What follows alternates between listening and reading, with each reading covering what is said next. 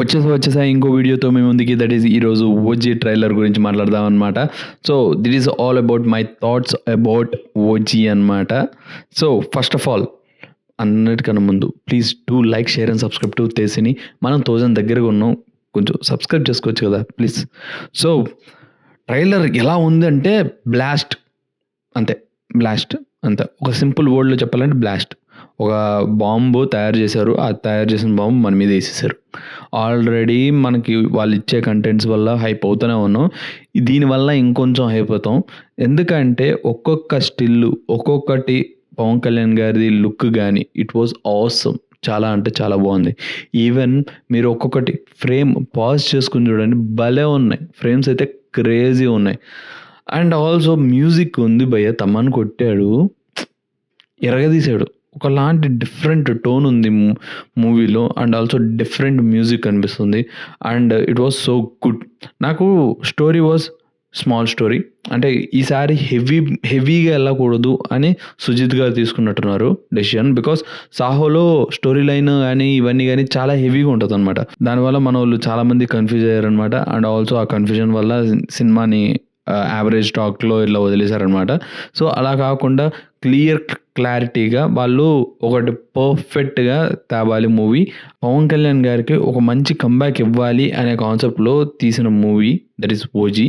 And చూస్తున్నంతసేపు అసలు real comeback లాగా ఉంది పవన్ కళ్యాణ్ గారికి. బికాస్ ఆయన పాత టైంలో చేసిన యాక్టింగ్ కానీ, ఆ మోడ్యులేషన్ కానీ, యాటిట్యూడ్ కానీ మనకి ఓజీ సినిమాలో కనిపిస్తుంది. అండ్ ఆ డైలాగ్స్ ఏంటి భయ్యా, ఒక్కొక్కటి తూటాలు పేలుతున్నాయి. అసలు క్రేజీ ఉన్నాయి డైలాగ్స్ కూడా. అండ్ నాకు శ్రేయారెడ్డి గారి యాక్షన్ ఇంటెన్సిటీకి ఎంత నచ్చిందంటే, ఒక సీన్లో క్రేజీ చేసింది. ఆ నవ్వు, ఆ ఈవిల్ స్మైల్ అసలు మా బాబోయ్ క్రేజీ ఉంది. నాకు భలే నచ్చింది అనమాట. ఆ ఇంటెన్సిటీ చాలా నచ్చింది. అండ్ ఆల్సో మనకి ప్రతి ప్లేస్లో పవన్ కళ్యాణ్ గారు ఆ కటనా సీన్స్వి చూపించిన విజువల్స్ అయితే మాత్రం టాప్ నాచ్ అనిపించినాయి.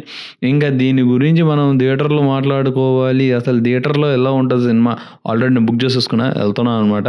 సో ఫైనల్గా ఏంటంటే crazy cut, trailer cut Nikhil చేసింది. మనకి సాహో సినిమాకి ఎవరైతే కట్ చేశారో ఆయనే అనమాట. అండ్ ఒకటి డిలే అయింది. దట్ వాజ్ సో, నాకు అది ఒక్కటే కొంచెం బాధ అనిపించింది.